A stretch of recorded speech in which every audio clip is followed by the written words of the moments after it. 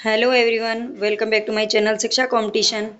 Net की जो हमारी सीरीज चल रही है पेपर फर्स्ट की, हम यहाँ पर तैयारी कर रहे हैं। यूनिट 9 की थ्योरी अभी हम पढ़ रहे हैं। थ्योरी क्या है यही समझ लीजिए, यहीं से सारे क्वेश्चन बनते हैं, क्वेश्चन ही है एक तरीके से। और इसकी 2 क्लास हम पहले पढ़ चुके हैं, आज हमारी 3rd क्लास है थ्योरी में। ठीक है, इससे पहले हम बाकी की जो यूनिट्स हैं उनको कवर कर चुके हैं, जो भी इम्पोर्टेंट है। तो कल हमने जो क्लास ली थी उसमें जल प्रदूषण और वायु प्रदूषण के बारे में पढ़ा था, उनसे होने वाली बीमारियों के बारे में, किस किस प्रकार के होते हैं प्रदूषण, तो ये सारी चीज़ें पढ़ ली हैं। आज हम यहाँ पर ध्वनि प्रदूषण पढ़ेंगे पहले। ठीक है, ध्वनि प्रदूषण क्योंकि कल रह गया था हमारा, तो इसको पढ़ेंगे। अगर आपको क्लास पसंद आती है तो भाई प्लीज़ चैनल को लाइक ज़रूर कर देना, सब्सक्राइब कर देना और लाइक कर लेना और शेयर कर देना। ध्वनि प्रदूषण क्या होता है? किसी वस्तु से उत्पन्न होने वाली सामान्य आवाज़ को ध्वनि कहा जाता है। ये बात तो आप सभी जानते हैं। ठीक है, आवाज़ से ही ध्वनि को ही आवाज़ बोलते हैं और इसी को ही ध्वनि प्रदूषण बोला जाता है। लेकिन इससे आगे जो इम्पोर्टेंट चीज़ें हैं वो उनको ध्यान से पढ़ लेना। ध्वनि की तीव्रता को मापने के लिए डेसिबल इकाई निर्धारित की गई है। ठीक है, डेसिबल इकाई एक होती है डॉब्सन इकाई और एक होती है डेसिबल इकाई। तो इन दोनों में कभी कभी हमारे सामने जब आते हैं तो हम कंफ्यूज हो जाते हैं कि कौन सी किसकी है। डॉब्सन इकाई की जो डॉब्सन इकाई होती है वो ओजोन परत की मोटाई मापने के काम आती है, और जो डेसिबल इकाई होती है ये ध्वनि की तीव्रता को मापने के काम आती है। ठीक है, डेसिबल मापन सुनने से शुरू होता है। विश्व स्वास्थ्य संगठन यानी कि जो WHO है, उसने शहरों में ध्वनि की उच्चता का स्तर स्तर दिन में 45 dB, ठीक है, और रात्रि में 35 dB निर्धारित किया हुआ है। मतलब रात्रि में जो जो ध्वनि है वो केवल 35 dB तक ही होना चाहिए, इससे ज़्यादा नहीं, और 45 dB तक केवल दिन में होना चाहिए। ये भी शहरों की बात कर रहा है, गांव में तो थोड़ा और कम ही होता है। ठीक है, WHO के अनुसार 100 dB की आवाज़ जो होती है वो मनुष्य के लिए ज़्यादा समय तक सुनना नुकसानदायक होता है। 100 dB की आवाज़ कई बार होता है जो डीजे वगैरह होते हैं, है ना, और डीजे वगैरह चलते हैं, पटाखे वगैरह, इनकी जो आवाज़ होती है, तो अगर हम ज़्यादा लंबे समय तक इनको सुनेंगे तो हमारे लिए क्या करेगी, नुकसान होगा इनसे। ये सिर्फ ये नहीं है कि ये सिर्फ कानों पे ही मतलब कोई इफेक्ट पड़ेगा, कानों पे, दिल पे, दिमाग पे, हर चीज़ पे असर पड़ता है ध्वनि प्रदूषण से भी। हम क्या करते हैं कि ज़्यादातर कभी ब्याह शादियों में और उनमें जाते हैं तो बस खूब डीजे बज रहा है, उसके पास खड़े हैं, भले ही हमारे चाहे सिर में दर्द हो रहा है चाहे कुछ भी हो रहा है, लेकिन नहीं, वो धीरे धीरे हमारे कहीं ना कहीं, यानी ध्वनि प्रदूषण इतनी खतरनाक चीज़ है कि इससे कभी कभी अटैक तक आ पड़ सकता है। ठीक है, तो इतना मतलब इजीली इसको लाइट में नहीं लेना चाहिए, बहुत ही खतरनाक चीज़ें हैं सारी चीज़ें।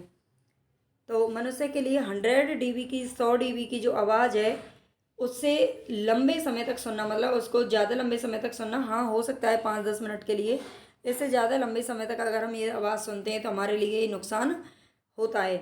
ध्वनि प्रदूषण के कारण पाचन एवं हृदय संबंधी रोग हो सकते हैं, बिल्कुल, मानसिक बीमारी हो सकती हैं, गर्भपात हो सकता है। देखो बच्चा अंदर, अगर कोई प्रेग्नेंट लेडी है और वो ज़्यादा ध्वनि प्रदूषण में है, उसको बहुत ज़्यादा आवाज़ों में रहना पड़ रहा है, शोर शराबा उसके आसपास ज़्यादा होता है, तो कई बार गर्भपात की भी समस्या हो सकती है। कार्य क्षमता में कमी हो जाती है, एकाग्रता में कमी होती है एवं असामान्य व्यवहार जैसी बीमारियां होने का खतरा ज़्यादा रहता है। ठीक है, तो ध्वनि प्रदूषण के कारण देख लो बहुत बड़ी बड़ी बीमारियों से लेकर छोटी बीमारियों तक भी देखी जाती हैं। रेडियो सक्रिय प्रदूषण, ये हमने अभी क्या पढ़ा है, ध्वनि प्रदूषण समझ लेना, उसकी बीमारियां याद रख लेना। रेडियो सक्रिय प्रदूषण ये क्या है, कुछ तत्वों के नाभिकीय विखंडन के कारण अल्फा बीटा तथा गामा किरणों का निष्कासन होता है। ठीक है, कुछ तत्वों के नाभिकीय विखंडन के कारण क्या होता है, अल्फा बीटा तथा गामा, ये 3 प्रकार की जो किरणें हैं उनका निष्कासन होता है, बहुत अधिक मात्रा में ये निकलती हैं, यही प्रक्रिया रेडियो सक्रियता कहलाती है। जैसे कि हमारे जो आप देखते हैं मिसाइल्स वगैरह या बहुत से बम वगैरह होते हैं, बहुत सारी चीज़ों का परीक्षण चलता ही रहता है साइंटिस्टों के द्वारा, तो ये क्या होती है, अल्फा बीटा गामा किरणों का इनसे क्या होता है, निष्कासन होता है, और ये बहुत बड़ी मात्रा में क्या करते हैं, रेडियो सक्रिय, मतलब ये जो होता है ये रेडियो सक्रिय प्रदूषण कहलाता है। ऐसा नहीं है रेडियो से होने वाला प्रदूषण को नहीं कहेंगे, कहीं उसको समझ बैठो, ध्यान से पढ़ लेना, नाभिकीय विखंडन के कारण ये फैलता है। रेडियम, थोरियम, यूरेनियम जैसे कुछ तत्व होते हैं जो इस प्रकार का गुण प्रदर्शित करते हैं। ये किरणें जैविक कोशिकाओं को बहुत नुकसान पहुंचाती हैं। क्या करती हैं ये जो किरणें होती हैं वो जैविक कोशिकाओं को नुकसान पहुंचाती हैं। और रेडियम, थोरियम, यूरेनियम ये इस प्रकार की क्या करते हैं, किरणों का निष्कासन करते हैं। नाभिकीय दुर्घटनाएं, नाभिकीय दुर्घटनाएं, अब तक कई दुर्घटनाएं हो चुकी हैं विश्व में। तो विश्व में अब तक 100 से भी अधिक, है ना, 100 प्लस हैं जो नाभिकीय दुर्घटनाएं घटित हो चुकी हैं। उनमें से 50 से अधिक तो अमेरिका में ही घटित हुई हैं, है ना। जो जितना ज़्यादा विकसित देश है उसमें उतनी ही ज़्यादा दुर्घटनाएं हैं। नाभिकीय पावर उद्योग के इतिहास में मिडिल टाउन के 3 माइल आइलैंड में 1979 में, चेरनोबिल नाभिकीय संयंत्र सोवियत संघ रूस में 1986 में हुआ था, और जापान के फुकुशिमा में घटी 2011 की जो घटना है ये क्या थी, महाविनाशक थी। ये वो घटनाएं हैं जो बहुत ज़्यादा बड़े पैमाने पर जिनसे नुकसान हुआ था। और वैसे तो अगर छोटी मोटी घटनाएं देखी जाए तो 100 से भी ज़्यादा हो चुकी हैं। नाभिकीय दुर्घटनाएं कैसे होती हैं, ये उसी प्रकार से होती हैं अगर हमारा कोई परीक्षण असफल हो जाता है तो। ताप प्रदूषण, ताप प्रदूषण क्या होता है, तापमान में मात्र 1 डिग्री सेल्सियस की कमी होना या वृद्धि होना जलीय जीवों के लिए घातक सिद्ध हो जाता है। तापमान में आप जानते हैं जैसे कि बहुत ताप संयंत्र वगैरह चलते रहते हैं और एकदम गरम गरम उबलता हुआ पानी, वो जो पानी के जो भी सोर्स होते हैं वहाँ पर नदी नाला या जो भी बने हुए होते हैं उनमें उस पानी को छोड़ दिया जाता है।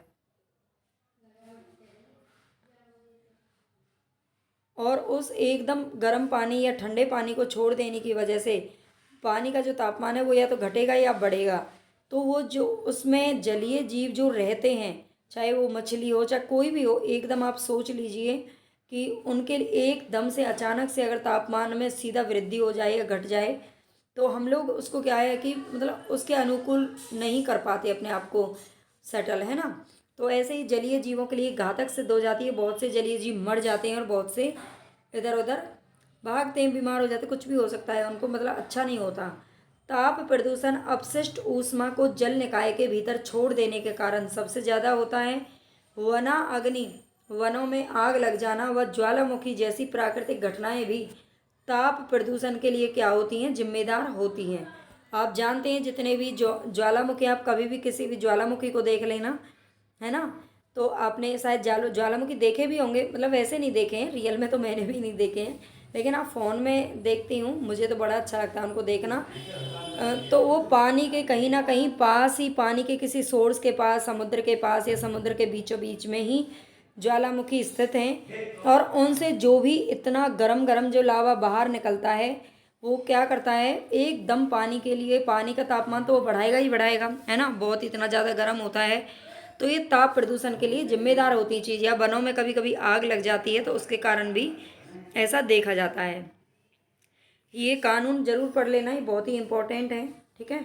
और भाई क्लास अगर पसंद आ रही है तो पहले ही लाइक कर दो, है ना। एक भी बच्चा ऐसा नहीं है जो डेली देखते हैं जो लाइक करें, और अच्छा नहीं लगता, खुशी नहीं होती, मतलब मेहनत करने का मन नहीं करता, तो प्लीज़ थोड़ा सा सपोर्ट करें चैनल को ताकि आपको इतना अच्छा जो कंटेंट है वो मिलता रहे। तो पर्यावरण प्रदूषण से संबंधित कानून वन्य जीव संरक्षण अधिनियम, ये 1972 में लागू किया गया था। वन्य जीवों का सबसे पहले, वन्य जीव जो हैं जंगली जानवर जिनको बोलते हैं, उनकी सुरक्षा का अधिनियम आया था 1972 ईस्वी में, ठीक है, यहीं से शुरुआत होती है। फिर इसके बाद अगर वन्य जीव ज़्यादा से ज़्यादा जीवित रहेंगे तो उनको क्या चाहिए, प्रदूषण रहित जल भी तो चाहिए उनके पीने के लिए, ठीक है। तो जल प्रदूषण रोकथाम एवं नियंत्रण अधिनियम आया था 1974 में, 2 साल बाद। कब आया था, पहले वन्य जीवों की सुरक्षा के बारे में सोचा गया और उसके बाद जल के बारे में सोचा गया 1974 में, 2 साल बाद, क्योंकि उनके पानी की कमी पड़ रही थी तो फिर वो कैसे जीवित रहते। फिर इसके बाद वन संरक्षण अधिनियम 1980 ईस्वी में, अगर वन्य जीव हैं वो रहेंगे, उनको पानी भी मिल जाएगा, जीवित तो रह जाएंगे, लेकिन उनके रहने के लिए कोई तो सुविधा चाहिए। तो रहते कहाँ हैं वो, वनों में रहते हैं। वन्य जीव कहाँ रहते हैं, वनों में रहते हैं। तो वनों की भी सुरक्षा करना बहुत ज़रूरी है। तो ये 1980 में सोचा, यानी कि पूरे 6 साल बाद ठीक है, कितने साल बाद? पूरे 6 साल बाद वनों के बारे में सोचा गया था। वायु प्रदूषण नियंत्रण अधिनियम, फिर इसके बाद अब उनको वन भी मिल गई, मतलब मकान भी मिल गया, घर भी मिल गया रहने के लिए, पीने के लिए जल भी मिल गया, और अब उन्हें क्या चाहिए? एकदम स्वच्छ वायु भी तो चाहिए। वन्य जीवों को क्या चाहिए? वायु भी चाहिए। इस तरह से थोड़ा सा आप ट्रिक लगा लेना, अपने हिसाब से लगा लेना, बाकी मैं आपको बता ही रही हूँ। तो वायु स्वच्छ चाहिए, उसके लिए 1981 मतलब 1 साल बाद ही जब वन होंगे, और सीधी सी बात है, जहाँ पर वन, अगर ज़्यादा से ज़्यादा वनों की सुरक्षा होगी तो वायु भी अपने आप स्वच्छ होती चली जाएगी। ठीक है, तो 1 साल बाद ही क्या हो गई? जो वायु है वो स्वच्छ हो गई, या उसके बारे में अधिनियम बनाया गया। पर्यावरण संरक्षण अधिनियम, अब वायु अच्छी है, सारी चीज़ें अच्छी हैं, तो जो हमारा पूरा पर्यावरण है वो क्या होना चाहिए? उसकी सुरक्षा के बारे में सोचना चाहिए। कब? 1986 में। ठीक है, 5 साल बाद वायु स्वच्छ हो गई, उसके बाद पूरा पर्यावरण का सुरक्षा के बारे में सोचा गया 1986 में। राष्ट्रीय वन नीति बना दी गई कब? 1988 ईस्वी में। ठीक है, राष्ट्रीय वन नीति कब बनाई गई थी? तो 1988 में। फिर इसके बाद आता है ध्वनि प्रदूषण नियंत्रण नियम, ये 2000 ईस्वी में लागू किया गया था। ध्वनि प्रदूषण नियंत्रण के नियम बनाए गए थे कब? 2000 ईस्वी में, क्योंकि ध्वनि प्रदूषण है वो भी हमारे लिए अच्छी नहीं होती। या तो आप स्क्रीनशॉट ले लेना, और अगर आप इसकी पीडीएफ चाहते हैं तो आप टेलीग्राम चैनल को ज्वाइन कर लेना, डिस्क्रिप्शन बॉक्स में इसकी लिंक दी हुई है वहाँ से, तो इसकी पीडीएफ आपको वहाँ पर मिल जाएगी। पर्यावरण के अधिकारों की सुरक्षा के लिए अक्टूबर 2010 में राष्ट्रीय हरित प्राधिकरण एनजीटी की स्थापना की गई थी। पर्यावरण के अधिकारों की, मतलब पर्यावरण के अधिकारों की सुरक्षा के लिए, पर्यावरण की तो सुरक्षा हो गई, अब उसके लिए जो भी अधिकार बनाए गए हैं उनकी सुरक्षा के लिए अक्टूबर 2010 में किसकी स्थापना की गई थी? राष्ट्रीय हरित प्राधिकरण, ये अधिकरण नहीं है भाई, प्राधिकरण है, प्राधिकरण यानी कि एनजीटी की स्थापना की गई थी। प्लास्टिक में मौजूद विषैले रसायन मस्तिष्क समस्या, कैंसर की समस्या होना, आनुवांशिक परिवर्तन, जन्मजात विकृति, थायराइड की समस्या, पाचन तंत्र से संबंधित बीमारियां क्या करते हैं? उत्पन्न कर सकते हैं। प्लास्टिक में जैसे होता है, हम ज़्यादातर आज के ज़माने में कहते हैं ना ये प्लास्टिक का ही युग है, और प्लास्टिक में ही लोग ज़्यादा खाना पीना सब उनका ज़्यादातर प्लास्टिक में हो रहा है ना। पानी की बोतल ले लो, चाहे खाने को गरम गरम बच्चों के लंच कुछ भी हो, मतलब हर कोई प्लास्टिक का ज़्यादा यूज कर रहा है। तो इस प्लास्टिक में जो मौजूद, इसके अंदर, इसके बर्तनों में भले ही हमें दिखाई नहीं देते, लेकिन इस तरह के कुछ केमिकल लगे होते हैं, वो भी जहरीले, जो हमें क्या कर सकते हैं? मस्तिष्क की समस्या पैदा कर सकते हैं, है ना, कैंसर जैसी समस्याएं पैदा कर सकते हैं, आनुवांशिक परिवर्तन उनसे हो सकता है, जन्मजात विकृति, थायराइड समस्या, पाचन तंत्र से संबंधित बीमारियां उत्पन्न कर सकते हैं। इतनी सारी बीमारियां जो उसके कारण हो सकती हैं। आगे चलते हैं। प्लास्टिक में अंतःस्रावी समस्या पैदा करने वाले रसायन मौजूद होते हैं जो मोटापा और डायबिटीज का भी कारण बनते हैं।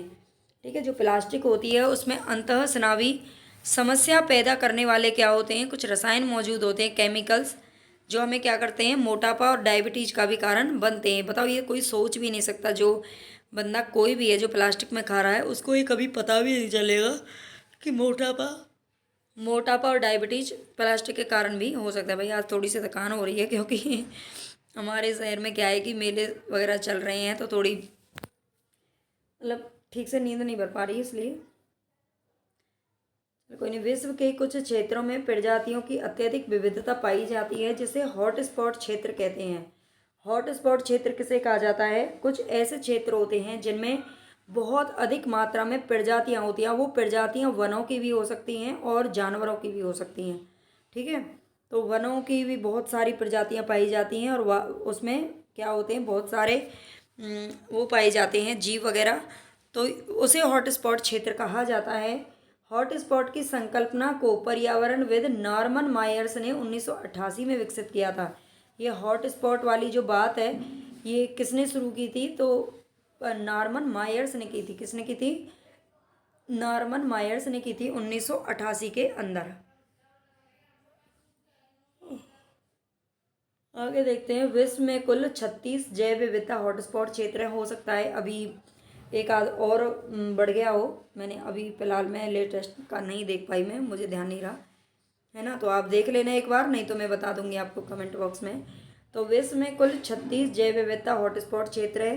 भारत के प्रमुख जो हॉटस्पॉट क्षेत्र हैं ये याद रख लेना, हिमालयी क्षेत्र, इंडो बर्मा क्षेत्र, पश्चिमी घाट और श्रीलंका, और सुंडालैंड क्षेत्र।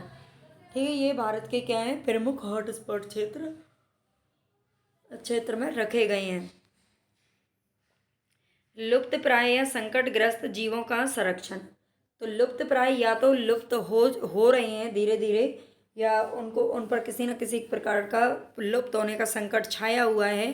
तो उन जीवों का संरक्षण किसका कब शुरू किया गया? प्रोजेक्ट टाइगर की शुरुआत की गई 1973 में। ठीक है, अभी हमने ऊपर पढ़ा था 1972 में क्या किया गया था, वन्य जीवों की सुरक्षा के लिए। ठीक है, और उसके 2 साल बाद 1974 में क्या किया गया था, जल के मतलब जल की सुविधा की गई, और जल भी मिल गया। उनको क्या चाहिए, वन चाहिए, मतलब रहने के लिए मकान चाहिए। और वो कितने साल बाद, पूरे 6 साल बाद, है ना, 6 साल बाद था ना, 1980 में। ठीक है, तो ऐसे करके याद रख लेना। लुप्त प्राय या संकटग्रस्त जीवों का संरक्षण प्रोजेक्ट टाइगर की शुरुआत 1973 में होती है। ये बहुत पूछा जाता है और बहुत ही इंपॉर्टेंट है। प्रोजेक्ट एलिफेंटा, यानी एलिफेंट तो आप जानते होंगे, ई फॉर एलिफेंट होता है ना, नर्सरी वाला बच्चा भी समझ लेता है। प्रोजेक्ट एलिफेंटा 1992 में, यानी कि एलिफेंट को बचाने के लिए। गंगा डॉल्फिन, गंगा के अंदर ये कहा जाता है, मतलब होता है, कहा क्या जाता है कि गंगा के अंदर, गंगा का पानी इसीलिए इतने दिनों तक स्वच्छ रहता है, उसमें जो डॉल्फिन होती है, जो एक प्रकार का ऐसे मतलब जीव होते हैं जो उसकी जो भी अशुद्धियाँ होती हैं उनको ख़त्म करते हैं साथ के साथ। तो गंगा में जो डॉल्फिन रहती है वो बहुत ही ज़्यादा इम्पोर्टेंट है, और ये राष्ट्रीय जीव भी है हमारा, जलीय जीव। तो 1972 में इसकी शुरुआत की गई थी गंगा डॉल्फिन की। हंगुल परियोजना, हंगुल एक प्रकार का क्या है, जानवर का नाम है हंगुल, जो उधर ईस्टर्न जो एरिया है उसमें पाया जाता है भारत में। 1970 में शुरू किया गया था। मगरमच्छ संरक्षण परियोजना, मगरमच्छ को भी बचाना जरूरी है। ऐसा नहीं है, ऐसा हमें लगता है कि ये हमारे लिए किसी काम का जीव नहीं है, लेकिन हर जीव को भगवान ने कुछ ना कुछ सोच समझ के ही बनाया है। और हर जो जीव है, जीव ले लो या कोई भी चीज़ हो, कोई भी कुछ भी हो, मतलब भगवान के द्वारा जो भी क्रिएटिविटी की गई है वो बेकार नहीं है। हर किसी का कुछ ना कुछ कहीं ना कहीं लाभ होता है। बस एक अगर लाभ नहीं दिखता तो वो किसका, एक तो मच्छरों का नहीं दिखता, मक्खी का भी होता है ना, और एक हाँ छिपकली का तो थोड़ा बहुत होता ही है। तो मगरमच्छ संरक्षण परियोजना 1975 में शुरू किया गया था, मगरमच्छों को बचाने के लिए 75 में, है ना। गैंडा परियोजना 1987 में शुरू की गई थी, गैंडाओं को बचाने के लिए। ठीक है, सेब परियोजना, ये गिद्ध संरक्षण के लिए। सेब परियोजना, ये वो वाला सेब नहीं है, ये वाला सेब है। ठीक है, सेब यानी कि बचाना। सेब परियोजना शुरू की गई थी गिद्ध संरक्षण के लिए 2011 ईस्वी में। और इसके बाद लाल पांडा परियोजना 1996 में शुरू किया गया था। ठीक है, लाल पांडा परियोजना कब शुरू किया गया था, 1996 में। तो आप चाहें तो इनका स्क्रीनशॉट वगैरह ले लेना। ठीक है, हिम तेंदुआ परियोजना 2009 में शुरू किए गए थे। हिम तेंदुआ, हिम तो तेंदुआ जो लद्दाख का राष्ट्रीय क्या है, पक्षी भी है ना, पशु है, और उधर पाए जाते हैं ये, पक्षी नहीं भाई पशु है।